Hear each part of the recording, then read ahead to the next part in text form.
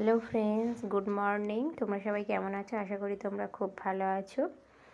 তো আলহামদুলিল্লাহ আমরাও ভালো আছি। তো সকালবেলা ব্রেকফাস্টে আজকের ডিম রুটির টোস্ট বানাবো। আব্বা যেহেতু আছে এখানে, তো আব্বা খাবে, আমার মাম্মা খাবে। তো মাম্মার আব্বার ব্রেকফাস্ট দেওয়া হয়ে গেছে। এবার বাজার এসছে, তো জ্যান্ত মাছ শ্বশুরের জন্য নিয়ে এসছে জামাই।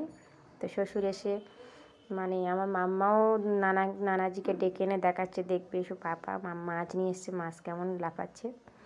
আর আমার ভাই ওদিক থেকে ফোন করে বলছে আব্বার যেহেতু সুগার, কোলেস্ট্রল, একটু শাক সবজি মাছ খাওয়াবি। দাদা ভাই সবাই বলছে মা, সেই জন্য ওই সবই রান্না বান্না করছি। আর মাম্মা সকালে দেখলে মাছ দেখছিল, তারপর স্কুলে গিয়েছিল, পরীক্ষা ছিল। পরীক্ষা দিয়ে এসে সঙ্গে সঙ্গে নানাজির কাছে এসছে। নানাজি জিজ্ঞাসা করছে কেমন পরীক্ষা হলো, তাই ও বলছে খুব ভালো হয়েছে। তো নানাজি যে রয়েছে, ও এত যে খুশি, ও সঙ্গে সঙ্গে আগে নানাজির সঙ্গে দেখা করতে এসছে। পড়াশোনার থেকে বেশি নানাজির সঙ্গে খুনসুটি, মজা, আনন্দ করছে। তো পাপা জিজ্ঞাসা করছিল কী কী পড়েছে, তো পাপার কাছে সেগুলোই বলছিল। তো সেগুলো যেহেতু মিউট করা আছে, ওই জন্য তোমরা শুনতে পাচ্ছ না, আমি ভয়েস দিচ্ছি বলে। তো মাম্মা এদিকে ওর পাপার সঙ্গে বলতে থাক, আর আমি ওদিকে আর রান্নাবান্নাগুলো সব কমপ্লিট করে নিই। তো দেখলে সকালে মাছ নিয়ে এসছে, সেই মাছটা আমি এখন ফ্রাই করব। ফ্রাই করে নিয়ে তো মাছের ঝোল বানাবো। সবজি আলাদা রান্না করব, কারণ সবজি দিয়ে মাছ রাঁধলে আমার মাম্মা খুব একটা পছন্দ করে না। ও একটু মাছের ঝোল বানিয়ে দিলে খুব পছন্দ করে, সেই জন্য মাছটা আলাদা ঝোল করবো। আর এদিকে শিম, আলু, টমেটোর একটা সবজি করছি, ওদিকে শাক করেছি, পালং শাক ডাল করেছি। গাছের বলছি, সরি, ঘরের পালং শাক, কেনা নয়, সার মারা নয়। আমার শ্বশুর ছাদে বাগান করেছে, সেই পালং শাক ডাল দিয়ে করেছি। আর শিম আলু করেছি, টমেটো দিয়ে ডালনা। আর এদিকে এই মাছের ঝোল বানাচ্ছি, মাছের ঝোল। এটা হলেই শেষ হয়ে যাবে, আজকে আর বেশি কিছু করব না। আব্বা খুব কম খায়, খুব বেশি খায় না। তো যেহেতু উনি রিচ খেতে পছন্দ করে, সেই কারণে ওনাকে বেশি রিচ করে রাঁধলে পছন্দ করে, কিন্তু ওনার তো আবার রিচ চলবে না, কিন্তু উনি খেতে পছন্দ করে। সেইভাবেই মাছের ঝোলটা বানাচ্ছি, যেহেতু মাম্মাও খেতে পারে, হালকা ঝালা করেই বানাচ্ছি। কম লঙ্কা দিয়ে, কাঁচা লঙ্কা দিয়েই বানিয়ে দিচ্ছি। আর মাছের ঝোলে একটু গরম জল দিচ্ছি, নাহলে টেস্ট আবার বাড়বে না। তো আব্বা এসছে বহু বছর পরে, প্রায় বলতে গেলে আমার দেখাশোনায় এসেছিলো, আর এই এসছে। তো আব্বা আমার বাড়িতে এসছে, আর আমি সেরকমভাবে যত্ন করতে পারছি না, সেটাই কতটুকু করতে পারছি সেটাই একমাত্র উনিই জানে। তো উনি যেহেতু খুব একটা হাঁটা চলাফেরা স্ট্রংভাবে করতে পারে না, আর আসতে পারবে কি তাও জানি না। তো আমার যতটুকু, আমি তো খুব একটা ভালো রান্নাবান্না করতে পারি না, পোলাও, বিরিয়ানি, পিঠে। তো এই মাছের ঝোল, সবজি, শাক এই খাইয়ে আব্বাকে রাখছি, আর একটু মাংসও করছি। তো আব্বাকে মেয়ের কাছে বাবারাই সব সময় যা পায় সেটাই খুশি। তো ওনার জিজ্ঞাসা করছিলাম যে আমি তো রান্নাবান্না পারি না, তো আবার রান্নাবান্না কেমন হচ্ছে, বলছে না না খুব ভালো হচ্ছে। তো আব্বাকে স্নান করিয়ে আজকে এতে বসিয়ে রেখেছি রোদ্দুরে। আর আমার মেয়েই দেখো খেলতে খেলতে জল ঘাঁটছে। তো আব্বাকে এখন আমি ডেকে খেতে বসাবো, খাবারেই রেডি করে দিয়েছি। আর কালকে ফ্রিজে মিষ্টি ছিল 2 পিস, ওটাও দিয়ে দিয়েছি। তো আব্বাকে আমি এবার ডাকবো খাওয়ার জন্য।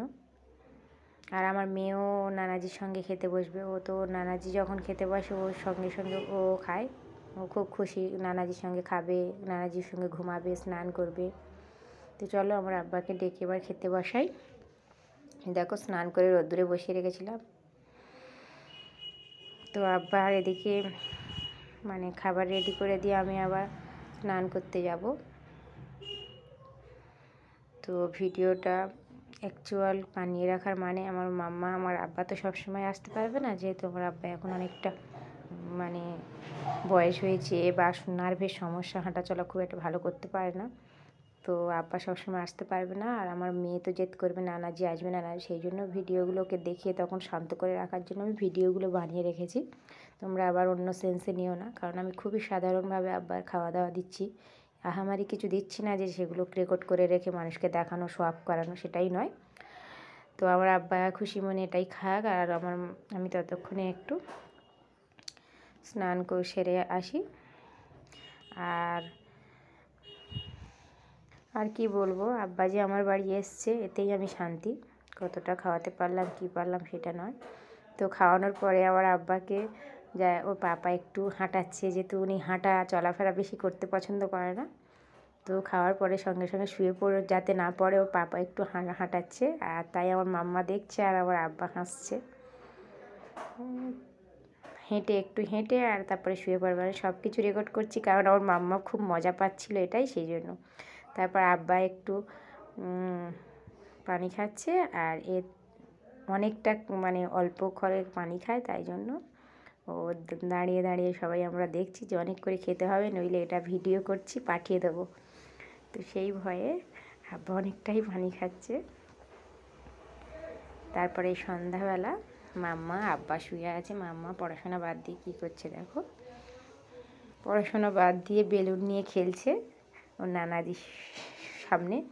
নানাজি এসছে, ওকে আর ধরে কে, আনন্দ করছে, খেলছে, নানাজিকে দেখাচ্ছে যে আমি এরকম খেলি। তো আজকের ভিডিওটা এই পর্যন্ত, সবাই কেমন লাগলো জানাবে অবশ্যই।